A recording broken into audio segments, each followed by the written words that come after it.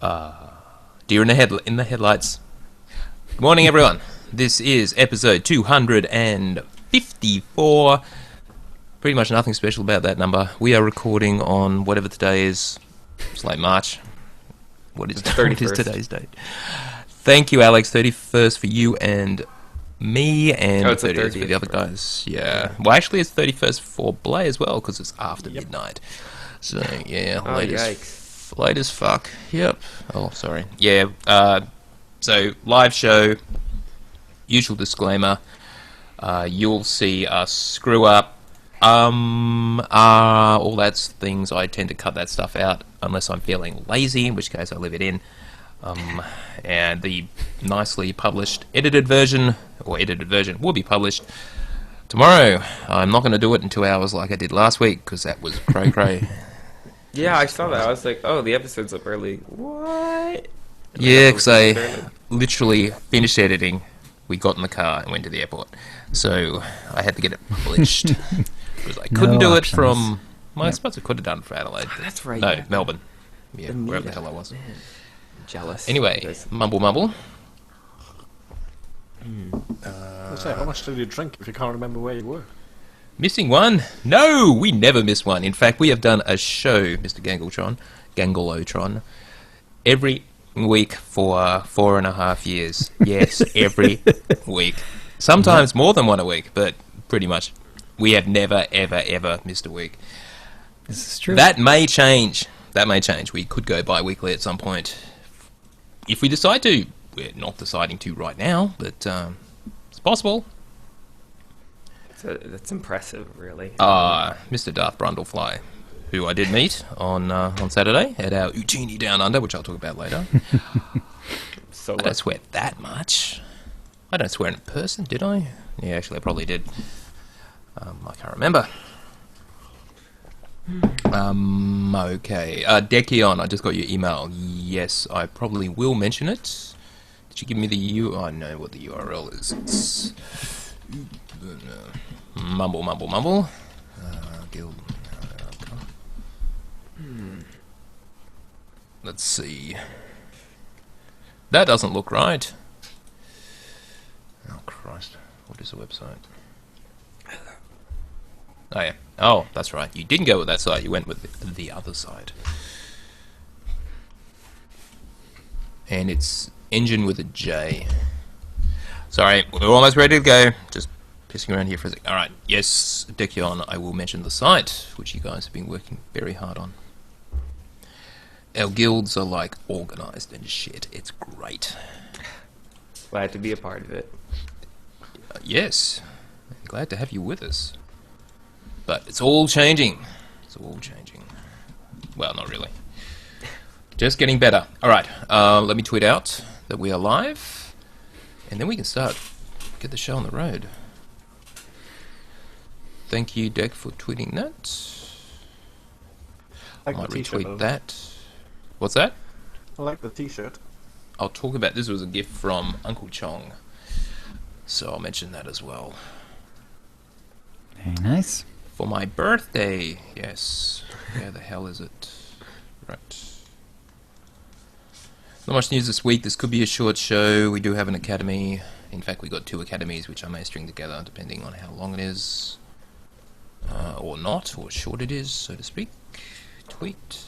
Alright, I'm good. Everyone else ready? Let's get the show on the road. Okay, going in 5. Actually, let me have some water too. Good idea, Jill. Alright, now we'll go in 5. I need to talk to you afterwards as well. Alright. Whoops. Yep.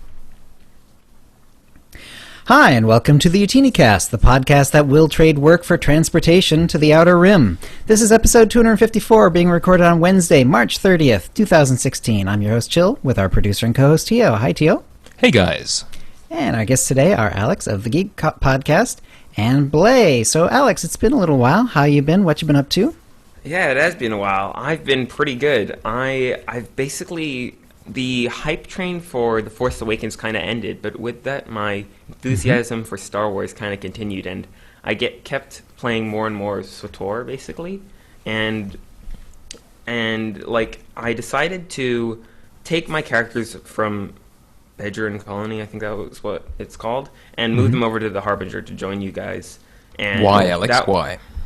Well, the main reason was because no one is active in my guild back there, and it would be impossible to get into queues for anything, and I don't know, it felt very single player, and I guess that is the direction SWTOR is taking right now, but I still wanted to be able to talk to people. I mean, I consider myself a social person. Sure. So Right. I took all my characters. I started with my Republic characters just because they're my Republic characters, and that's the side I focus on. And I took my main, who I had to rename and put an I in his name, which kind of ruins it for me. Trogia. The I is silent. Can you confirm that the transfers were still 90 cartel coins per character? Okay. Yes, they are all Nice. 90 cartel coins. Excellent. And I thought they were going to change it, and I was like, oh, They told us don't they have were. that many. Yeah, Yeah, but no. I waited for my monthly grant, and I was like, that's still not enough if they've changed it back. And, I was glad Right. that they hadn't. Yeah. And they haven't, I don't believe they've talked about it since. Like, they haven't. Last we have heard, they said they were going to put it back to the normal price before Knights of the Fallen Empire, in Right. fact. And Yeah, exactly. Yeah. Or maybe Okay. they've just forgotten, Yeah. so no one tells no one them. remind them. Yep. Yeah, so I started playing and talking to the guild, and I managed to tag along for the OotiniCron, which was the February guild event where we did 2 Datacrons, one on Corellia, and then the Makeb plus 10 endurance one, which I The won. nasty one. Yes. Yeah, and that was incredible for me because it was the first time I had even looked at that place, and I was like, this place is crazy. I didn't do it alone. I had a lot of help from both Fiona and Decion. They, at different points, helped me, but luckily, I say luckily, they died in front of me quite a few times, and I just managed to avoid dying like they did, and that's why I won. So, thank you, guys. That was the And- first time you'd done it? Really? Mhm. Yeah. Wow, I- that's I was brutal. standing- Yeah, that's a I brutal one can't to do, remember too. where it was. I think it was the last rock before the grates to the end, basically. Oh, I remember. I was standing Yeah, there. the slide. And I think Decion said something like, okay, you just got to jump onto this one here, and he missed it and died or something. And I was like, okay, I'll just wait here for someone to catch up and I could follow them. And then I realized I was in first. I was like, you know what? Screw it. I'm just gonna go for it. So I went for it, and somehow I won. So Damn it. Nice. Yeah, And congratulations. That Nice was work. very fun. And I was like, you know what? I'm going to make sure I make it to all of the March events, but I've slept through every single one. So, Because, yes, you're not exactly West Coast time, are you? no. Like, when I wake up, I'm like, okay, maybe I can still make it to the event. And I see on Twitter, thanks for the great time at the event, guys. I'm like, darn. And I always miss it. But, yeah, I've just been having a lot of fun in game. I've enjoyed the past 2 chapters, especially the Eric one, because, my main's a trooper. I loved Eric when I played it, and I'm just glad to see him back. And I'm just a little curious about the next trailer, because it looks very Force-based, and I wonder how that's going to work for a non-Force-using class. We were wondering the same thing. Yeah. Yeah, it's going to be a little interesting, I think. Force assemble a blaster. Yeah. Like it shoots Force, I don't know, Force stuff. Yeah. Force blast, something like Lightning. that. Yeah. So in non-SWTOR specific news, today, I think it's today, is the season finale for Star Wars Rebels Season 2, which I'm very much looking forward to because of a certain character who I anticipate is going to, not make it all the way through. You And it's think? a character. Yeah, I'm pretty sure. Like, they've been setting it up all season. And I'm not going to mention who it is.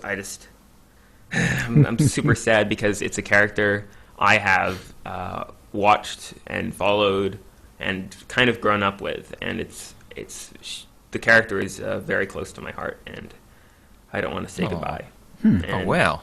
it's gonna be hard, and I'm gonna cry harder than I did when that part of the Force Awakens happened.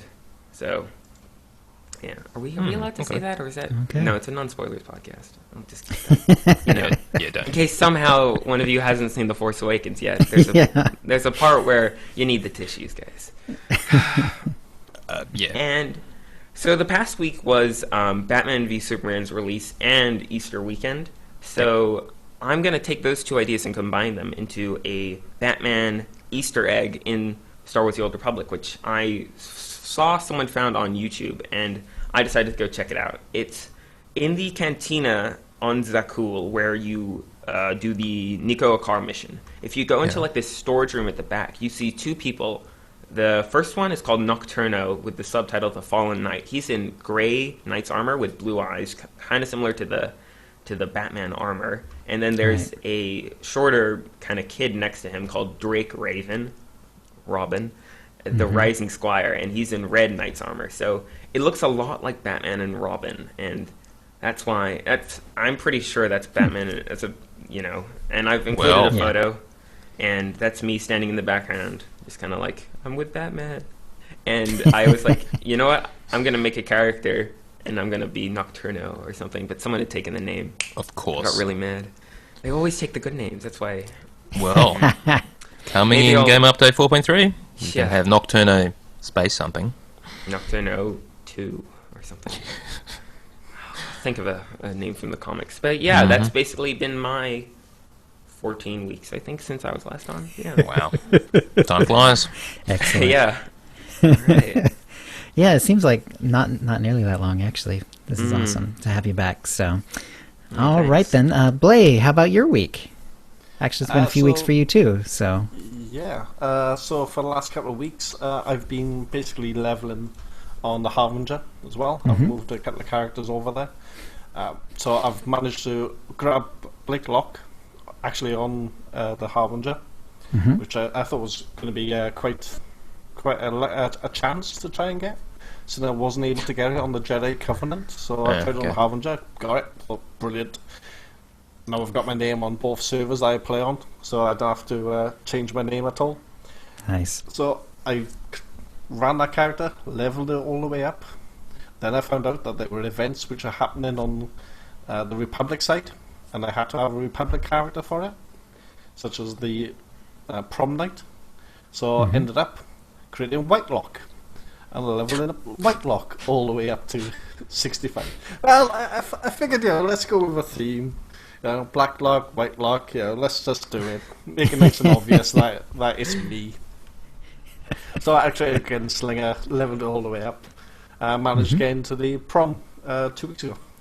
Apart from that, basically it's been joining in with the WOG raids. So running with Decian and Fiona and Iggy on various shenanigans, trying to get down Brontas, which was a lot of fun. It was quite a challenge. How can I put it? It was a good laugh. It was a very, very enjoyable raid. It took us 2 nights to do it, but who cares? Who cares? Yeah. On my own server then, the Red Eclipse, I've just been doing hard modes, just trying to peg, getting in with groups, and basically streaming all of it. So just getting my stream up running, trying to get, I'm not really publicising it, so I'm not really pushing the stream. I'm just trying to stream it just for people to watch.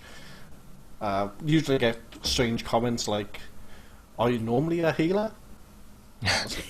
Yes, yes, I am. Well, I was trying to work out what they were trying to get at. Are they trying to get at, that the healing was bad, or are they trying to get at, well, there's a tip for actually how to do the healing, because nobody was dying in the raid, so I was keeping everyone alive, cleansing everything. Tanks were 100% health. So Yeah, I don't know. I'm not quite sure what they were trying to say in the Did you accidentally get a piece of accuracy gear or something that they noticed or something? No, not on my main. No, my main is, it's not brilliantly geared. It's only 216, 220 gear. But yeah, perfectly good for what you need to do. perfectly fine for doing a hard mode. Yep. So I've been doing a lot of that. I've been setting up my stream, so I've been playing around with Twitch alerts and having it was quite a good laugh because this morning I had Darth Brindlefly on my stream, sort of trying to help me out with colours, and I got one of the people I work with who does a lot of CSS because I'm great with databases and with .NET code, but my CSS skills are actually terrible, so I had them come in and trying to help me with trying to do the CSS for the chat alerts and all that kind of business. That's because CSS is terrible, Blay. It just is. Yeah, I just... It's not real coding. No. I'm sorry, it's just not real coding. Not. No. So I've been doing quite a bit of that this morning and the last couple of days, so my stream sort of came along so I can actually start streaming properly. And finally, I turned up late because someone, I'm not saying who, Teal, might have tweeted out the wrong time for the Datacron event. I did the conversion from what Fee said. She said it was 6 p.m. Pacific, and I just did the conversion. I'm sorry. Yes, which was 2 o'clock in the morning for me. And I turned up at 1 because I wasn't sure which 2 o'clock it meant, because obviously the clocks jump at a certain time, so... Yeah. Oh, was it that time? Yeah. Yeah, so I turned up at 1 and found out that I'd already missed the first Datacron. Boo.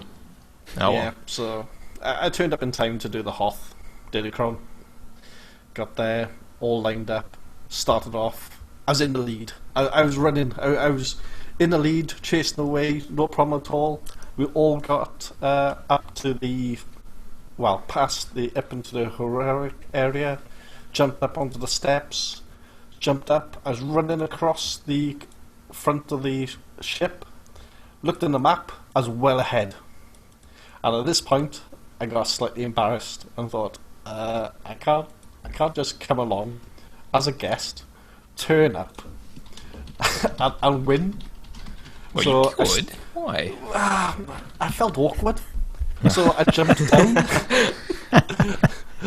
I jumped down and went around again. What? What are you doing? Come on. I felt really bad because I was well in the lead on the map. I was at the far end of the shelf, and they were still coming across the one end. So Did you win anyway? Because you went even when you went around again. No, I did beat some people. I still wasn't last, even though I went around twice. So it was a good laugh, and it seemed as if the ping, the really bad ping, actually helped me. Because for some reason I had absolutely no problems with the jumps. Huh. What are you running? Given where you are, and this is a West Coast server, would be what, 250 millisecond? 150, 160. That's not bad at all, actually. Okay. Compared to the Red Eclipse, where I'm running at about 32. Yeah. Dang. Nice. Yeah. If only. So apart from that, it's just been getting in there, picking up missions, sorting out my guild bank, getting ready for when all the nice guild changes happen. Mm-hmm. And that's it, really. All right. Tio, how about your week? Well, this week I didn't get to play at all, but I had a really good reason because I wasn't here. I was actually looking forward to playing the Eternal Championship because I really, really hoped it would be on the PTS before today's show, but nope. So hopefully that'll be next week because surely it'll be on the PTS. We'll talk a bit more about that later. So last week, just after we recorded the show, I got the show edited and published within about 2 hours because then I had to go to the airport. We all hopped in our car and we flew down to Melbourne. Mm-hmm. That was on our Thursday afternoon. On Friday, our friend Chong, Uncle Chong, been on the show long ago, and his girlfriend Steph picked them up from the airport on Friday morning. And also, while I was down there, we had lunch with our friends Wem and Temp, Smarty and Tracy from the Bind on Equip podcast, which is a World of Warcraft podcast, which we were part of their guild years ago, Chill and myself and various others. So it was great to see them again. It was a really good time catching up with them. And then in the Friday afternoon, we took Chong and Steph to an animal sanctuary, Healesville Sanctuary, which is a ways outside Melbourne. And we wanted to tick off all of the Aussie icons, the famous Aussie marsupials of various kinds. So we did actually see emus, dingoes, platypus. There were a couple of those, which I don't think I'd ever actually seen in real life before. Maybe. Tasmanian devils, which are actually endangered due to this facial thing that's going around and pretty much wiping them out. We did see some kangaroos and their smaller cousins, which are called rock wallabies, and Chong actually got to pat one, which was kind of cool. Yeah. And a couple of wombats who looked like these big, fat guinea pigs, just quite large. Okay. We did see a koala from a distance, but Chong did not get to cuddle one, unfortunately. So, Okay. yes. Well, But yeah, at least it wasn't dropping on you. indeed.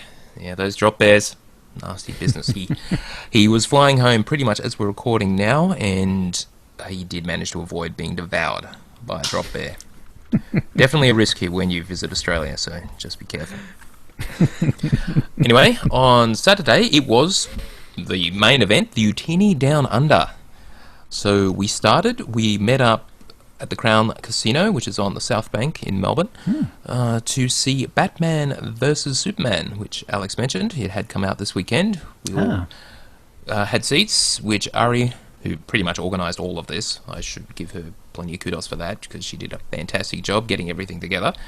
We saw it in a gold class cinema, which means we're all in comfy lounge chairs to watch it. Quite a long movie, 2.5 hours. Now, personally, I pretty much don't read comics, so my knowledge of all of this is a little vague. I have seen some of the movies, not all of them, but I really, really enjoyed it. They did this Batman origin story again. I've seen that any number of times, but it was actually done quite well, and it's a good movie. It really is. The ending, which I'm not going to spoil, that was unexpected, because again, I knew nothing about the comics, but apparently it all makes sense in the greater scheme of things. But yeah, so it's a damn fine movie, and everyone seemed to enjoy it. Well, now, in attendance, I should mention it was Suki, who was there with his wife, as was his brother Micah Ort, also there with his wife, Darklighter from the Riders, the Random Riders, when those guys were raiding in our Utini Rage Guild. He was there with his fiancée. We had Cal, frequent correspondent to the show, and his son was also there. And Darth Brundlefly, who's in the chat right now. I met him and his wife. Very cool people. All of these people. Very cool. Absolute honour to know them. Also, Chong, of course, who was in attendance. It was his idea to see Batman vs. Superman, because he's a huge DC fan. Greg, our old friend, again, frequent correspondent to the show. Ari and myself, of course. Simon from the RPG Beats RL and and co-host of the Oceanic Gamer, or the Flashpoint podcast. Rub, of course, from our raid group, and a very, very old friend. The first time I'd managed to meet him in person. Hey. So after all these years, and he is wonderful in real life. That's great. Really nice. And finally, after the movie, Jeremy, that's Darksplat, who's actually been on the show as well, he did join us. Apparently, he didn't want to see Batman vs. Superman because it had Ben Affleck in it, and he refuses to see any movie. Oh, but he's the best part. Oh, whatever. He actually did quite well, I've got to say. But, Batfleck wins. Yeah, He's so the best Batman. I got plenty of good fatherhood advice from Jeremy as we were chatting. I managed to talk to pretty much everyone while we were there. So we went to a place for burgers for lunch, and then we found a bar which was on South Bank, overlooking the river. Really nice place. Nice. Getting a bit chilly. The whole weekend it was like 20 degrees Celsius, 19 degrees Celsius. Bit rainy, but so cool. It's like 10 degrees cooler than it is here in Brisbane, so it was fantastic. I actually had to wear a coat. It was cold. Loved it. Yeah, so it was a fantastic time. And then on Sunday, it was my birthday. Went down to St Kilda for lunch, overlooking the water. Went to see the St Kilda Pier, and at the end of it, there's these rocks, which is apparently a penguin sanctuary. But what that actually meant was, yes, there were penguins, and they're all hiding within these rock crevices. You could see bits of a couple of penguins as you sort of walk past. It was kind of pathetic, but anyway, it was a good lunch. And on Sunday night, we had Indian curries with Chong and Steph, and I got terribly drunk, and I don't want to talk about it. The Monday coming back was awful, just saying. Anyway, I will publish a gallery of pictures from Utini Down Under, where we got to see everyone, and it was just great. So, again, I want to say it is an absolute honour to know so many fantastic people and finally get to meet a lot of them for the first time. And yeah, it's just a great way that SWOTOR can bring these people together. So thank you all for joining us. And hopefully we will do it again soon. Anyway, that's quite a week. Over to you, Jill. All right. First, shout out to the chat room. Let's see. Arcceptor is here. Bill646. Blay is here. Beware2. Captain and GM. Count Luku. Darth Brundlefly. Dekion. Dread X. Drunken Darkside Podcast is here. Duregi. Farseer. Fiona. Ganglatron. Jipeo. That's how I'm pronouncing it. He was in my stream this week as well, a couple times. Hellgrind82. Jagged Fell. Jockins. Just Devon. Knight is here as Knight 300. I assume that's the same Knight. Let's see, Alex is here as Mix Up Pixels. Morkesh, Miker, Palace, Quercus CLT, Arjar75, Siskaika, Sithfish, Sledge Sister, The Corley, Zamzam, and Udones. Hello, everyone. All right. And this week, for me, it's mostly PvP streaming. That's actually what I did multiple times. A couple of chapters along the way as well, but basically PvP. And I changed Chill Smile from Concealment to Lethality, and then last night back to Concealment. Lethality, the range is a lot better, so you don't have to worry about like staying right on top of them if they're fast, but the damage just isn't there. Even there's a long ramp-up time. You have to have multiple things before that you do your main damage ability, and even when you do it, the damage is just not overwhelming. So going back to Concealment, and it's pretty fun. Once in a while you get to you're going up against someone who knows what they're doing and is in a spec that can sort of ignore slows, and that gets really annoying. But other than that, pretty good damage, and it's pretty fun. So, and both of them are sort of Joker themed, so Lethality, Poisons, and then Knives for Concealment, so it's all good. So yeah, and then I upgraded Chill Smile's Joker look, so I have a picture of that, and I'm pretty happy with it. And HK is looking on in awe, I'm sure.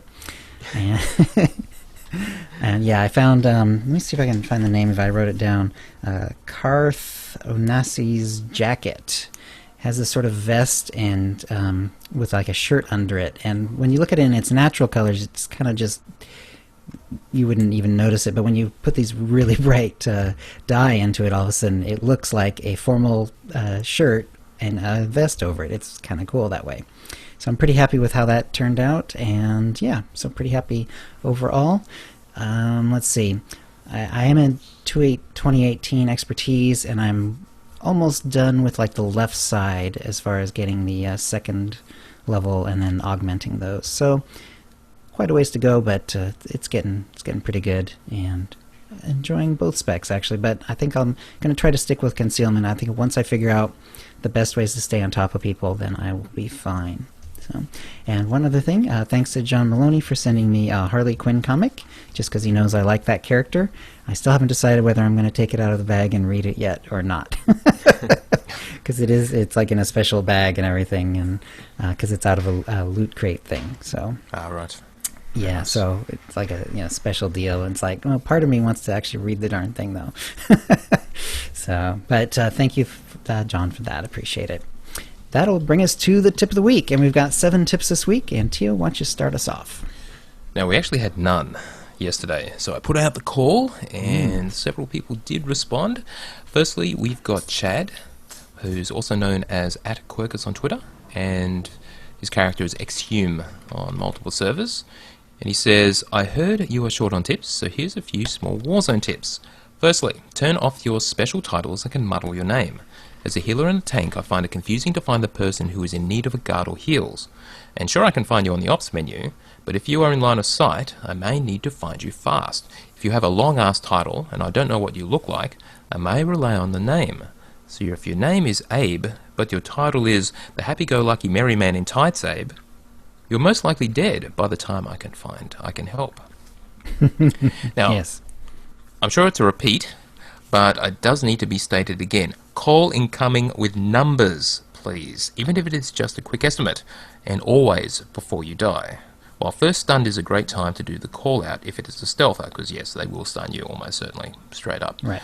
A quick West Inc. 2 or stealther, a veteran player will help and understand abbreviations too, like W3 or STLHR, stealther. Designate the assist players too. And don't stand on or near the node, bunker or gate. You can and will get zap capped if you play it wrong. I know this is debatable, but if you are new, stay off the objective, because what they will do is stun you, and then you'll break it, and you'll be stunned again, and then they will just cap it while you're spinning in the air or whatever. Anyway, great tip. Yep. Another thing about having the long titles is it just makes you that easier, much easier to spot and get clicked on in a war zone as well. I always find So would you shorter turn off names are your- better. Would you turn off your legacy title as well then, just to avoid being spotted? Or do you think Nah, that I don't go to that extreme, but that's partly because I have OotiniCast as my legacy title, so I always keep it on. Mm. But yeah, that you can do that too. All right, second tip is from Galen. When you drag and drop an item on a character model in-game, it opens trade, a new and faster way to trade. No idea when they added that. I think it's come up before, but yeah, that's all you have to do. Just drag it on them, and the trade window pops up. Fantastic. Just, don't drop it. Make sure you hit the character model so you don't accidentally almost destroy your item. that you want to Yes, trade. at least you do get the dialogue saying, "Are you sure you want to destroy Yeah. that?" Yeah. All right, our third tip is from CMHN, which you may be able to pronounce it somehow, but CMHN says, if your computer is on, you can use TeamViewer from your smartphone to do crafting and other small tasks anywhere you are. It's great for when you can't be by the computer and want to get crafting done. I set up alarms so I know when they're done. And he does say also that doing it from a tablet is obviously easier than from a I see. smartphone screen. So I did actually look this up. It is free for personal use, because I was a bit concerned about that. It's similar to like Go to My PC and those kind of apps where you Yeah. install it on your computer and you can remotely access it from Right, exactly. any kind of It's a- device. Yeah, you remotely control your computer. You see the screen, and you can actually click on it as though you were Yep. clicking on the actual computer. That's pretty So cool. as far as sending companions out for crafting, it's fantastic. Yeah. So again, thank you, because I'm going to use this myself. Very clever. Fourth tip is from Lucas. If you're in charge of interrupting or stuns, put the skill on the first field of the main bar. That way you can continue on the main target until the interrupt is needed. Simply right-click to interrupt without the need to tap target first. The first field on the main bar will be the skill your character does when you right-click on something. For example, hutball, stun, root, and so on. There you go. I've never played with that. But yeah, that is your kind of default ability, and so is tied to left click. I'd say you should. Or actually right-click, keybind is it? Anyway. Right.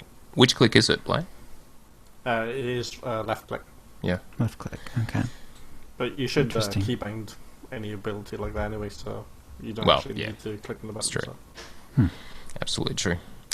All right, fifth tip is from Lectusama, who says, I don't know if this is a good tip, but when I'm recruiting for a pug raid, I will generally teleport to the Imperial ship droid on Odessan from my flagship on Fleet. That way I can spam both Fleet and Odessan without actually having to travel anywhere.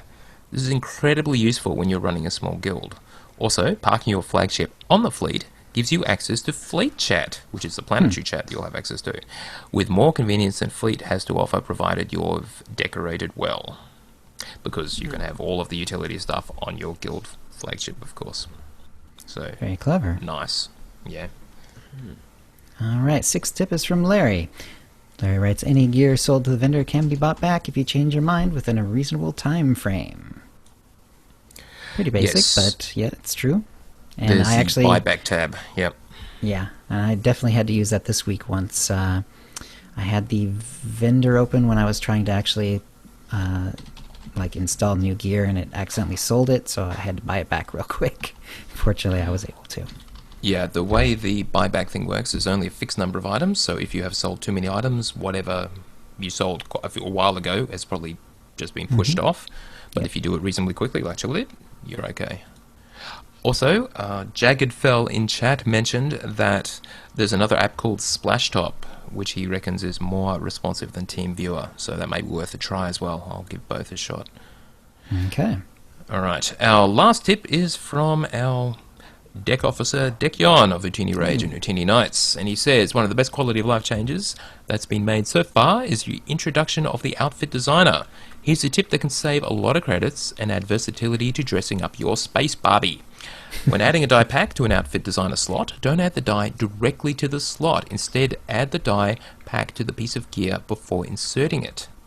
This will allow you to reuse that same piece of gear with that die pack for multiple outfits. For example, if you add that very expensive black on black die to the designer slot, it's bound to just that one outfit slot and can't be reused. I remember when they introduced the outfit designer thinking, wow, that's annoying. You can stamp the appearance of the gear, but it consumes the die. Anyway, Dekyon continues. If you add the black on black die to a piece of gear and then drop the gear in a design slot, you can reuse that same piece of gear multiple times for different outfits and even use it in a companion that allows customization.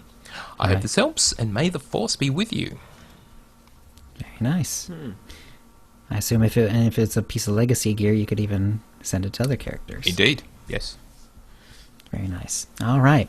By a random allotment, the winner is Lectosama. So congratulations, Lectosama. You're the winner of an M8 3R droid or Tonfon pet code, courtesy of BioWare, and a new OotiniCast provided Cartel Market Pack from the latest shipment. And if you'd like a chance to win the same, please send your tips to OotiniCast@gmail.com by next Tuesday. And that will bring us to the Holo feed, Tio. Now, there isn't actually much news, so let's just start with the fact that the PTS, as we mentioned last week, was brought up briefly and then taken down again to let players, with the idea of letting players experience and test the Eternal Championship. And the latest post we have from them indicates that they have identified the problem and they hoped to get the PTS up either yesterday or today, Wednesday US time. So by the time you finally hear this podcast, you should be able to play the Eternal Championship, which is pretty much exactly what we said last week. And hopefully this time it is actually true. Because I am, as I've said before, really, really looking forward to it. Right. So, yes, I could say something about eternally delayed championship, but we'll get there. I'm sure we'll definitely get there. Now, the big news, such as it was, is Cartel CoinGate. Well, it's not really that big a deal. So what actually happened was someone posted on the forums about an issue. Now, Eric Musco, community manager, subsequently explained exactly what happened.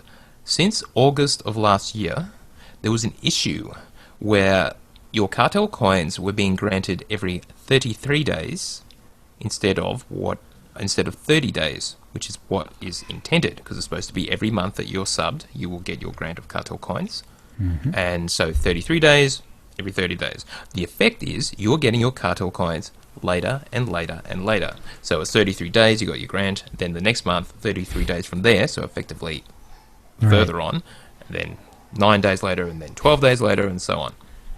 But this has only been happening since August. So it should not have actually reached the point where you're missing out on cartel coins, but it was certainly getting there. However, they have actually fixed the issue, and it will actually be completely resolved in next week's maintenance for Game Update 4.3. So, however, a lot of people were concerned. They were thinking they had actually lost cartel coins, but they have not. So this particular issue should never have resulted in anyone losing cartel coins. If you're absolutely sure that you have, because you're special, then contact customer support and hopefully they'll be able to sort it out for you if you're that special case. But apparently there's no problem. And that's pretty much it for SWTOR news. So let's talk about BioWare and that new IP that they have kind of alluded to. So they were at GDC 2016, that's the Games Developer Conference, where the guy's name is Alistair McNally. He's the Senior Director of Creative Development for BioWare Edmonton, Montreal, and Austin which is pretty much all of their studios as far as I know. Yeah. And he's responsible for the direction and leadership of up to 250 or more artists, animators, game designers at their studios. So a big cheese, as it were. So anyway, and he has worked on Dragon Age Inquisition, Mass Effect 3, Dragon Age 2, and he's currently working on Mass Effect Andromeda. Wow. Yes, which apparently is, I just heard, being delayed for a couple of years or something, but don't know for sure about that. Anyway, he tweeted, it was fun to walk around GDC 2016 in a t-shirt with our new IP on it, and no one batted an eyelid. So everyone was looking for pictures of the guy but apparently he wasn't at any panels, so apparently no one really took any pictures of him or really noticed because he wasn't. Yeah, so obviously he tweeted that after he was done, and he wore a plain t-shirt after he had tweeted this. And so, yeah, so people have been kind of bringing up the old IP. That's funny. Yeah. He's all like, mischievous about it, and he's all excited. Now, there has been... So, it's a bit strange though, because if a bloke's just walking around the place wearing a t-shirt that people don't know or recognise because it's a new IP and no one knows it's an actual new IP, why would they bat an eyelid? Surely you just look at a person and go, oh, that's a nice t-shirt. But you wouldn't actually think, oh, that's the BioWare executive. That must be the new IP. You'd think they're surrounded by people, like if it's the top brass of the gaming industry, you'd think they'd know who the people are at least. Like they'd say, "Oh, that's the guy from BioWare. He's wearing something new from BioWare." So you'd think they'd at least recognize him. But oh well. Hang on. I agree. So there seems to have been some confusion about the other new IP that BioWare were working on, the whole Shadow Realms thing, which kind of got cancelled. This does appear to be something different. They said at one point that this new IP is being developed by most of the core team that built SWTOR and has been playable in some form since 2013. That sounded more like Shadow Realms than this new IP, but it may not be. It was Casey Hudson, who used to work for BioWare in a lead position, and he was one who actually said the SWTOR devs were working on it. But yeah, it's a little confusing whether that was Shadow Realms or this new IP. However, just recently, we had John Warner, who's a game director since June last year, who also worked on Mass Effect 3 as a senior producer. Now, he is a game director of this new IP, whatever it is. And all he said was, we had an amazing milestone review today. I'm so proud of my team. And no, we haven't revealed the name. You'll know it when we do. And that was just 25th of March last week. All right. So it's happening. Whatever this new IP is happening, and no one knows what it is. So it's a kind of Mass Effect-y, Dragon Age-y, probably single player. No, there's no hint that it's an MMO, but BioWare does do single player, story-based best, but don't know. So anyway, that's not much news, just the fact that it appeared on a t-shirt, and whatever it is, it's all happening.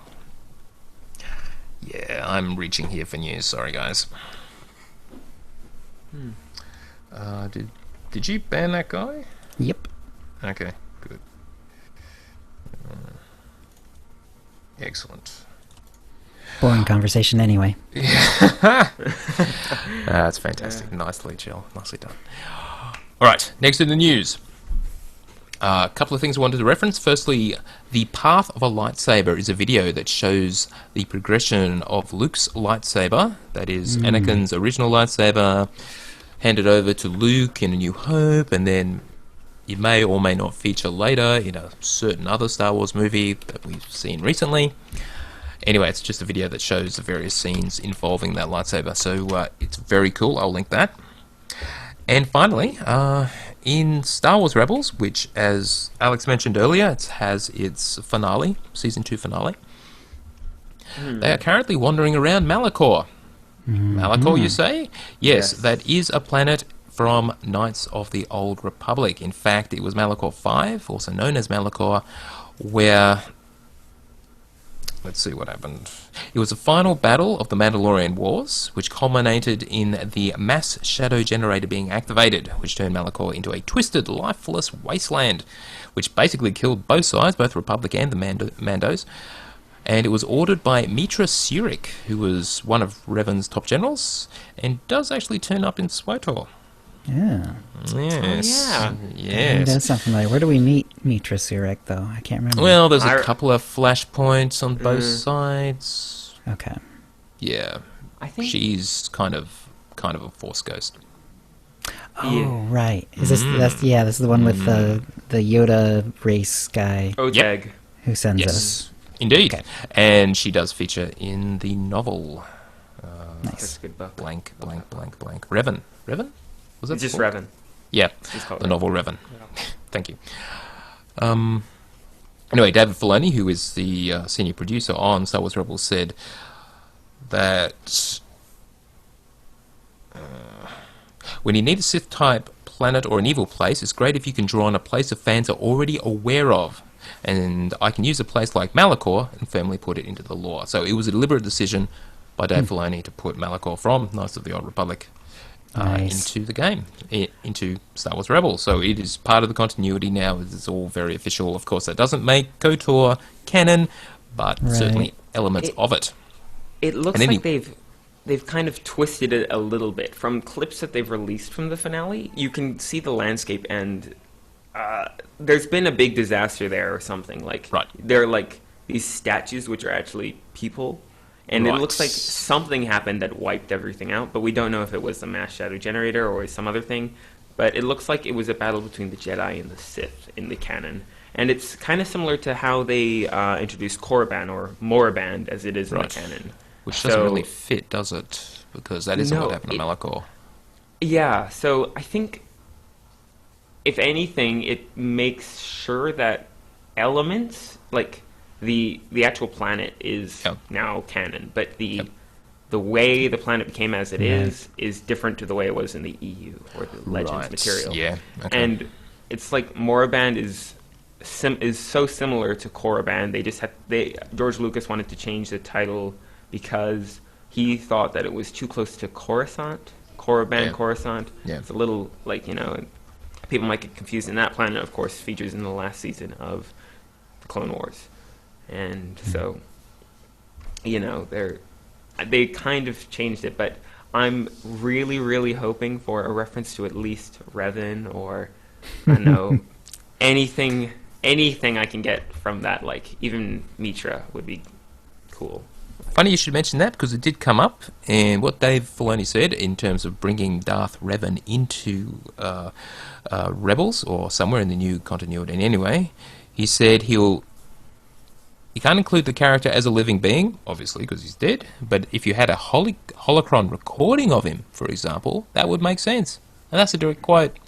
So, yes, cool. We may actually see Revan. There is a holocron in the teasers. And he did finish with, that's not a spoiler.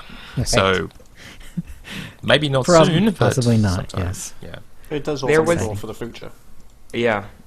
There was there was an arc in the Clone Wars called I don't even remember what it was called. It was this really weird, like, Force arc where they were all on this like, they were all on this planet, like Anakin, Ahsoka, Obi-Wan, and they were interacting with the father, the son, and the daughter, which were all... The father was like neutral, gray Jedi kind of thing, and then the son was Sith, and the daughter was Jedi, or light side at least.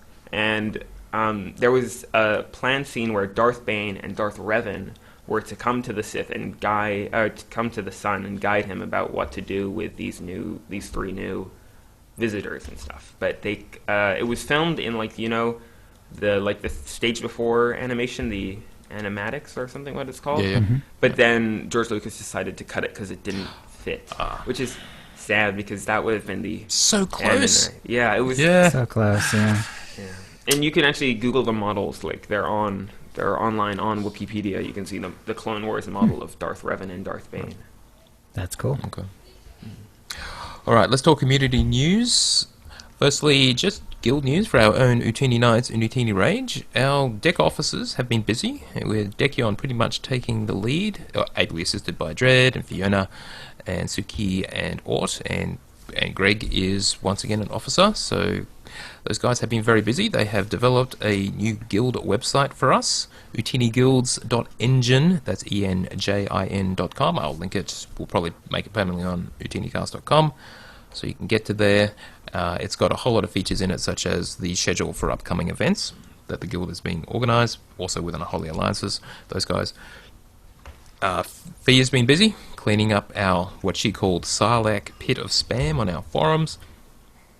And finally, we have a new Twitter, at OotiniGuilds, which will be used going forward instead of Ootini Nights and Ootini Rage, as a place where we tweet out events.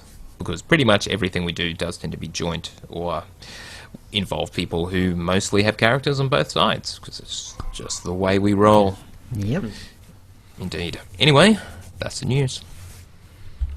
All right. Well, that'll bring us to the Academy. And this week, So Teresa will tell us all about gear, how to get it, how it works, and how to make it better. And I'm not going to play it now, but it's about 5 minutes long. And that'll bring us to the Force Feedback, where we read out your tweets and emails. And we'll start with Master Lou, who writes, they put the ooh in OotiniCast. Listen now, while supplies last. Thank you, Master Lou. That's incredible. Joshua wrote in, Chill has a beard. It's a dark side Chill, and it looks cool. So, thank you. Yes. I am now what happened, Chill? clean-shaven. What happened? Well, I clean-shaven now because, well, I just wasn't seeing that much of an improvement, and there were a few compliments, but not many, which I took to mean that most people either didn't care or, were being polite.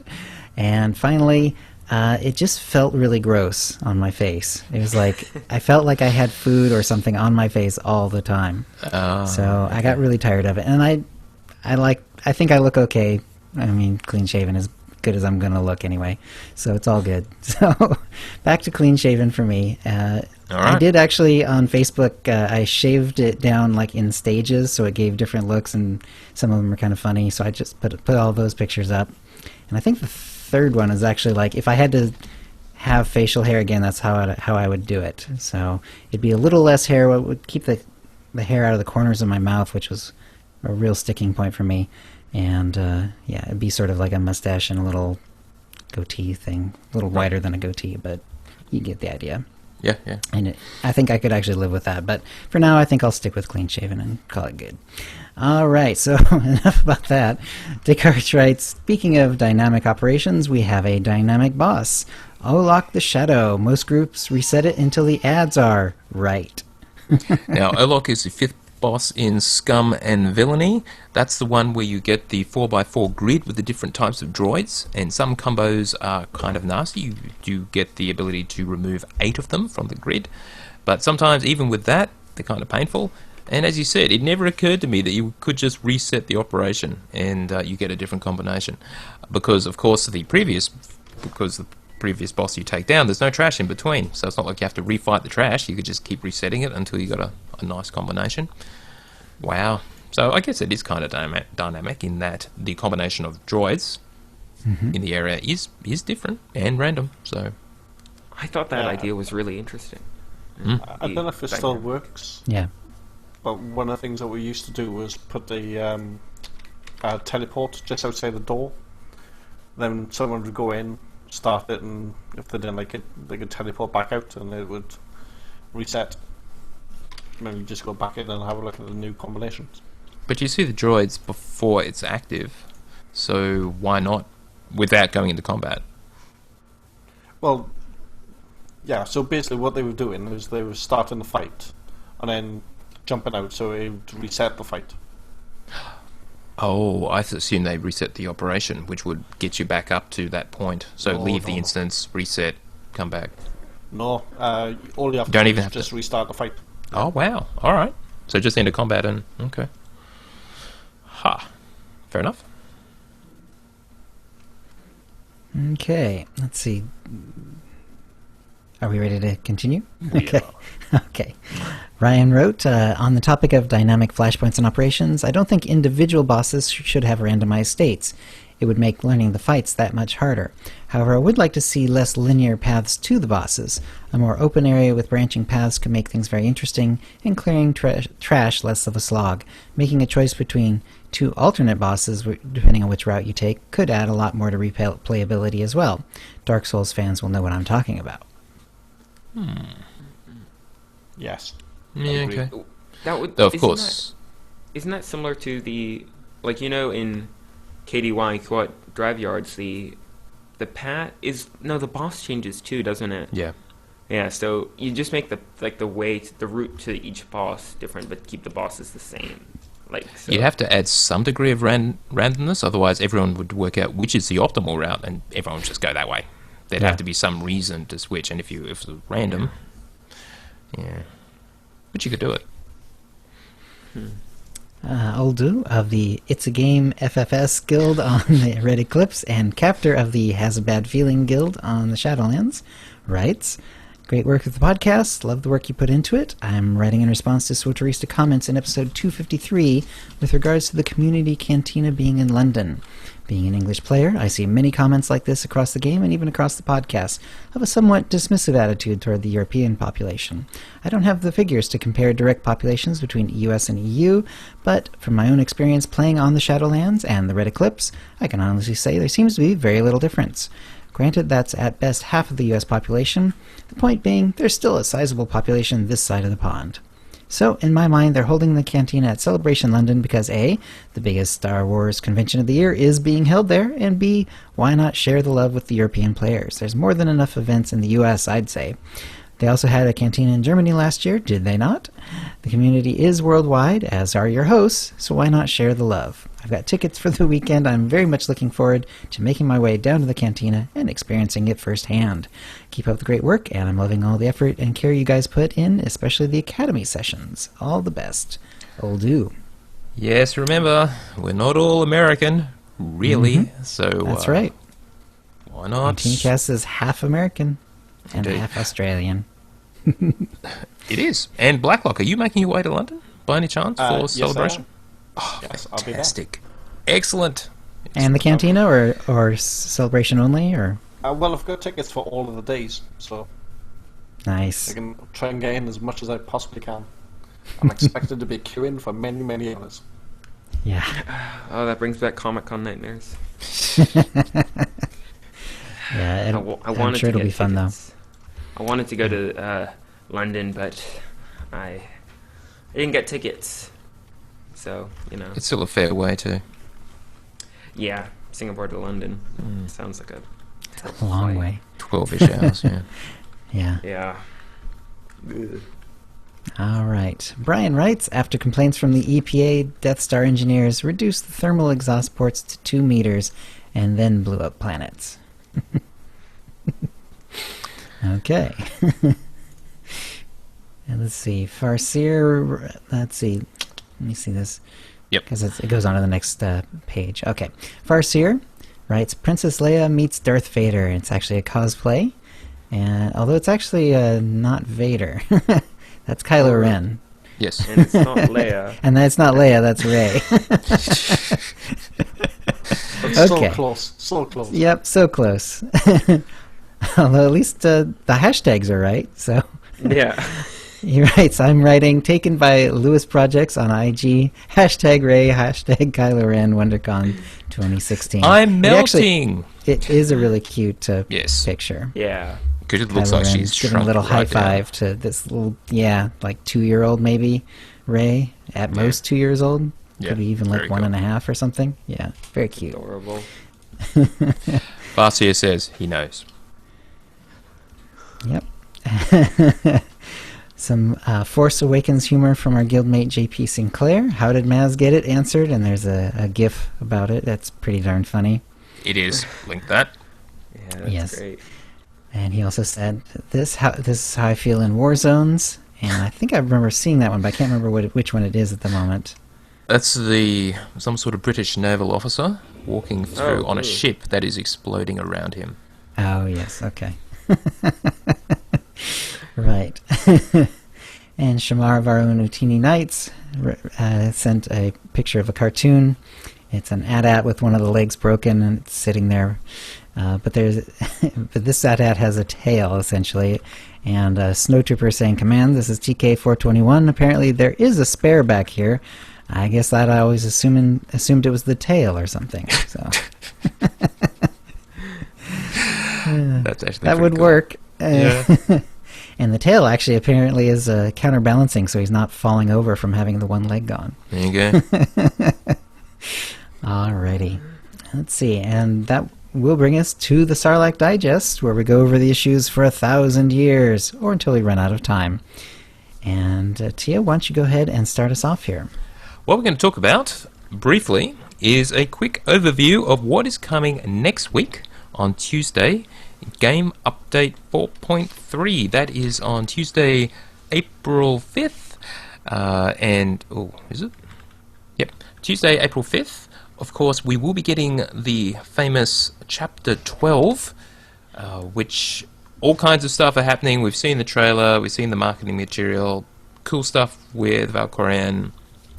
Looks awesome, looks probably better than just companion recruitment missions, which we've got with Cleo and Eric Jorgen recently, so should be great. Of course, you have to have been subscribed on the 1st of April to actually get that.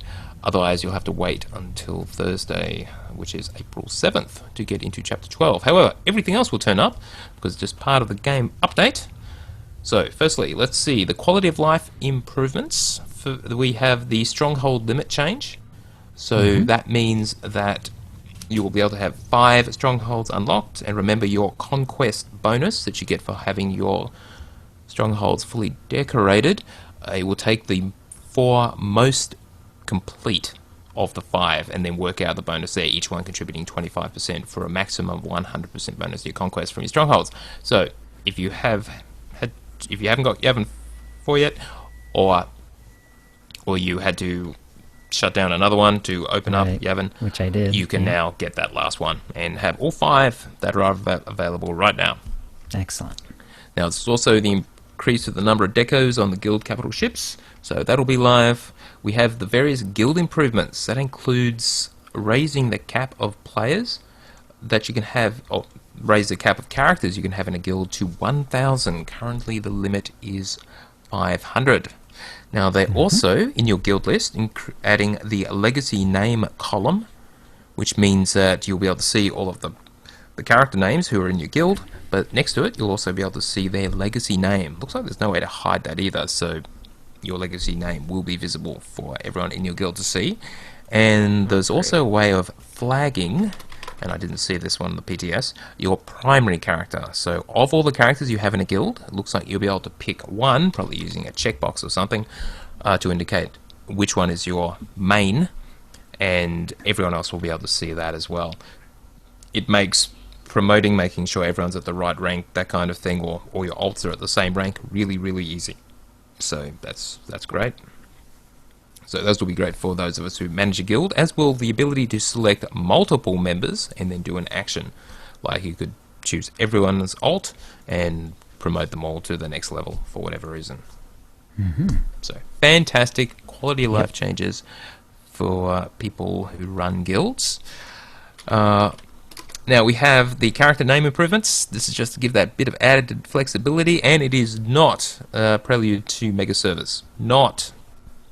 And specifically, it allows, they've increased the length. You can now have a name which is 20 characters, up from 15, and your name can include one space. One space. So you can be Han space something, or whatever. Lucas. Solo?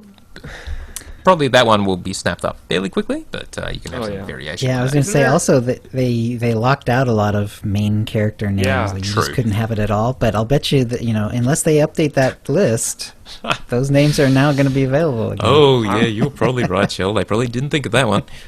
I want to see Admiral Akbar. Because that's a pretty obscure little detail for them to take care of. It is. Admiral Space Akbar, yes. Right. That's win. Or, all right. Yes, I know I'm which sure. ones I'm going to try for. I'm going to try for some of the background Force Awakens. So make sure you ones. got some character. Oh, that's a great idea as well. Will they have added Force Awakens characters? That's Pretty another sure point. stuff like That's right. The game was made know- way before any of that was revealed. I know names like Finn are taken, though. Like, Yeah. Yeah. but, and because Finn doesn't really have a last name, at least that we know of. Yeah, not yet, and that all pre-existed Unless anyway. someone goes Finn FN2187 or something. Now, Drunken Dark Side podcast asked whether if you don't have early access, do you still get the new names and everything else? Yes, you get everything. The only thing you miss out on if you weren't signed up on 1st of April is Chapter 12. That's it. You get the rest with that, so that's cool. We get gameplay focus areas, which is that fancy new feature, which means that there will no longer be server types. Well, specifically PvE and PvP servers, though it appears they're kind of removing the RP labels as well. Though maybe they will still live on in some form, just that version of the characters of the server selection screen we saw didn't have any kind of label, so no RP servers or whatever.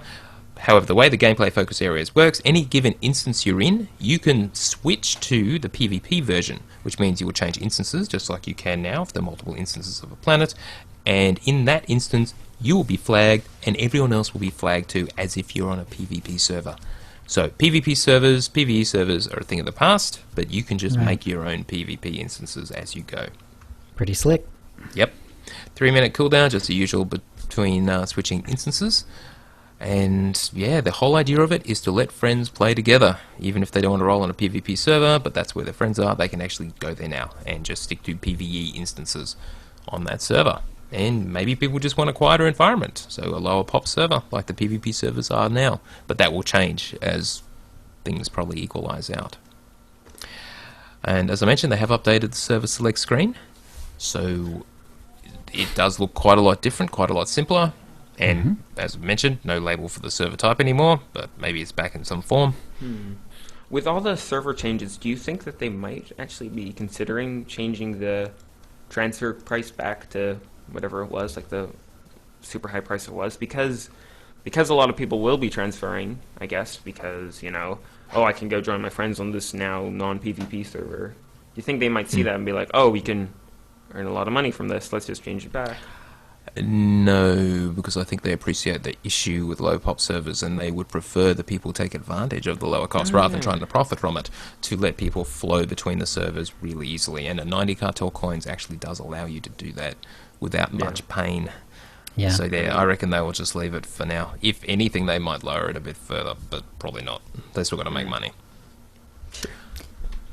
Oh, something else that came up, this was sent in by Craig Suki, which I didn't include earlier, is that there's a site called Superdata. They do analysis of all of the games and how much money they're making and all the rest of it. And Star Wars Star Wars The Old Republic is the 4th highest grossing MMO. Now, grossing means the amount of revenue they make. That is, they are bringing in the most money. Okay. 4th, after, I think, World of Warcraft That's... remains first, but... Right. Do we know, did you hear what the other two are? Yeah, let me just bring that up.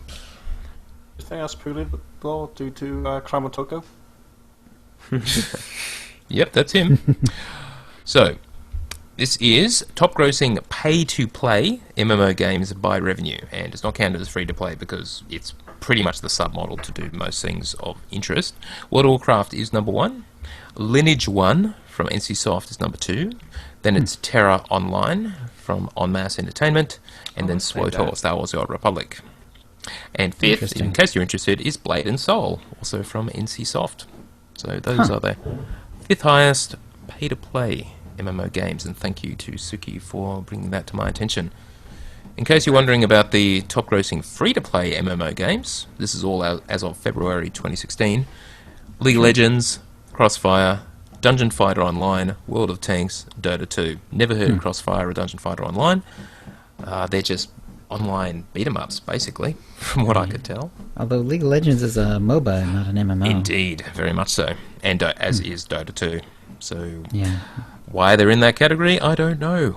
Don't know. But fair enough. They're popular, I guess. I mean, very. Of those two, I don't really like those two. I prefer Smite. Which is a smaller game, yeah. Yeah. Yeah, so 4th, I'm trying to decide if that's great or good, or I mean, they do have to share, revenue with LucasArts, so There's that, but I mean, 4th is still pretty good. There's still a lot of people playing, obviously. Now, revenue doesn't equal profit, but given how lean we know the SWTOR team to be, they've made no secret of this, that they do have limited resources to do any kind of new development. They must be vastly profitable. They just got to be. Yeah, they're spending this much and making a whole lot of money. So it's just a shame they don't plough more money back into it, because they could afford to, it would appear. But maybe that will come. Who knows? All right. Now, just a bit more information on those deco limit increases. Common decos, their limit has been increased from 50, that is your basic temple chair et al., up to 999. So you're going to have a whole lot of those stuff if you want to just fill out your stronghold with crap. And there was the change to the /who command. So if there's less than 10 results, if you do a /who something, it just appears in chat rather than bringing up the /who window. So that's just a little thing. And we do have PvP missions as a different type that will now appear on your map, something I noticed when I was there. That is cool. Yeah, and all tied to the game focus areas, I guess. Maybe they'll also fix that bug so that when you're done with the PvP mission, it'll actually point you to where the mission terminal is. Maybe. Yeah. As long as they're in that area. Yeah. Now, class balance, they did mention the game update 4.3, no changes. So that probably means no introduction of Season 7 either. Still, as mentioned previously, we don't know. We don't know anything. They're talking about, all they've said is they're talking about when they're going to announce when it's going to be. So sometime in the future. And of course, the big event coming in on Tuesday, game update 4.3, are the 2 new war zones, specifically the 8v8 war zone, Odessa Proving Ground. And I'll refer to Zamzam's guide on its rules and everything, because I believe she's kept it updated as they kept iterating on the Warzone on the PTS. They made all kinds of changes over time. It is the King of the Hill version, where there are 5 sort of come and go hills. You start off with 2, and then there are more, which are just areas that you can capture and fight over. The rules changed, but anyway, I'll refer to her guide for the details. And of course, the Rishi Cove Arena, 4v4 arena, which will obviously be added to Season 7 if it ever turns up, which I'm sure it will. I do like the look of the Rishi Arena. I've always thought that Rishi was one of my favorite planets ever since Shadow of Revan came out. I just love the aesthetic of it, and I really want a stronghold, like an apartment there. Like smaller, like a really small one, like smaller than the Coruscant one, like an actual apartment. So, yeah. I think if I was to have a stronghold on Rishi, I'd want it to be some sort of pirate ship or some sort of pirate. Oh, that would be amazing. It would be amazing, yeah. Yeah, that is what Rishi Cove is, isn't it? It's a pirate cove, basically. Yeah. Yeah. Or at least ramshackle in some way, you know? That'd be fun. All right. As far as I know, I don't think I've missed anything. That is pretty much it for Game Update 4.3. So it's actually one of the biggest updates we've had in a while. And, of course, it does bring Chapter 12, which I know I am looking forward to. So I do need to progress a few more characters through, because I want to see it from the Republic side as well as the Empire. I've only done it the last 2 chapters on the Light Side Trooper, which is the class I've been playing the whole way through, even when Chill and I did our podcast way back when it first came out. Like, I've been playing him, and I've got to get the Dark Side Empire guy through it, but that'll take a bit longer.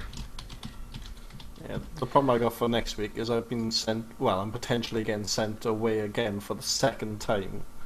I'm not going to be anywhere near my home when a new release drops. So for the second time, I'm actually going to have to just turn off my Twitter, turn off absolutely everything to try and avoid any spoilers regarding the new chapter until I get home. I think last time I landed at Heathrow, drove all the way down the M4, got straight to my house and jumped straight into a chapter just so no one spoiled it for me. You just ignore social media completely until you've done it? I had to.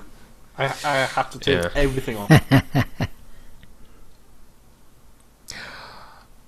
Sith Kitty, regarding that credit run operation, I think I'm going to actually include that as a topic for next week, because recalling what you sent in to us, I'm actually going to do some research on just how that stuff works, so we will talk about that next week. I haven't forgotten it, but we did say we weren't going to, so yeah, please remind me if, well, actually no, I'll note of that. Now, Devil PvP TV did ask whether there's any server mergers or talk of a mega server, and we know there was a suspicion that it would be coming with the change to the names, allowing that space, so even if there was a name collision, you could actually deal with that better, and this whole PvE versus PvP focus areas, sort of obviating the need for separate PvE and PvP servers, but no. They have assured us that the servers, as they are remaining the same. So no server mergers, no mega servers. Though given the technology that they have, they can actually add more hardware to any of their given servers. It's why the Harbinger these days is actually pretty stable. It's had its issues, but whatever they've done, they managed to identify what those bottlenecks were and apparently eliminated them. So they can just make the Harbinger hold as many players as they absolutely need to. So that's good. And we need to talk about the Stronghold thing coming up. The Stronghold event. When is that? Did someone mention that? In chat, April 9th. April 9th, April 10th. Do we have another show in between? We do. Yeah, if it's the 10th, we do. Yeah, let's talk about that more next week. All right. I've got to listen to that. All right. Any more questions? Another event. On the road, Teen asked, or said, this whole instancing stuff reminds me of DCUO, which had dual instances, and the PvE, PvP, and ESO had mega servers. What do you think this could mean for the game's health as we move forward? Probably good things only. It just means that the population of any given server won't be starved if it's a PvP server, so things will balance out better. It's just a massively, massively good quality of life feature, the whole PvE PvP thing. It's certainly not a detriment, absolutely not. If anything, it's just win. Whatever happened to ESO? I mean, I remember my friends were all like, yeah, let's get ESO, and they all paid however many, like $100 for it, and I was like, you know what, I'm not going to do this, and they never played the game, like, once. Alright, so Elder Scrolls Online did come out on consoles as well, and is actually doing extremely well. Wow. It is pretty much all I'll say at this point, yeah. I have never got into it myself, but it is doing really well. So, yeah, it's still a thing. Once it came to consoles, it was almost a guaranteed thing. Oh, yeah. Consoles are the moneymakers, I guess, nowadays. Sadly. All right, is that pretty much it? I think so. I was just going to say, I haven't actually got a problem if they do a server merge, purely because if they do that, then they can shut servers down, which reduces their costs, which increases their profit, which gives them a better chance of going off and doing other content in the game. Okay. Yeah.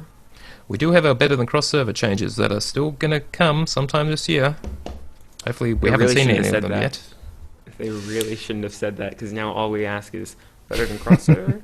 Is this changed that or not? Maybe Is this that? Yeah. Yeah, we'll see.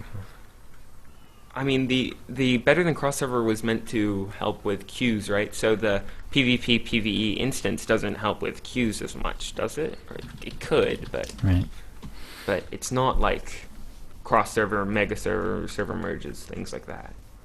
So yeah, it's a mystery to me. We'll talk more about the Co-Guild event for the for decorating strongholds and so on. More, but there is one show in between.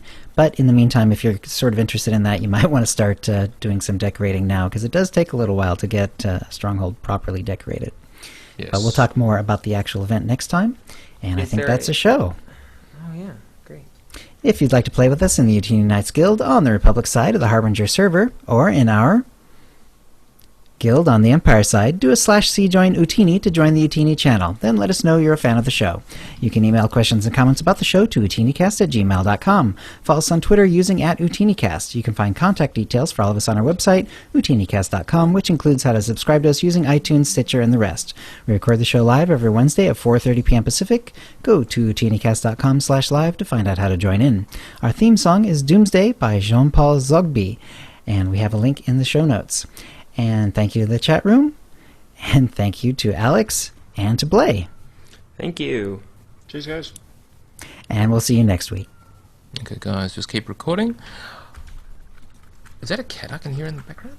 Yeah, my cat is standing right there. One sec, let me get... Okay, it's fine. It's fine. Shut up, Daisy. All right. Jagged Fell. I looked for it. I couldn't find it. I just heard so maybe I didn't look back far enough. Could you send it again, please? Well, was that the one about the... what was it? The former BioWare dev, by any chance? Right. I know there's however much latency here before he can actually respond. But he'll hear this. Alright, guys, thank you very much. And we'll be back next week with guests... to be determined. I believe Sweaterista at least, and someone else. Or just her. Well, we'll see. Alright guys, have a good one. Bye. We'll talk to you next week.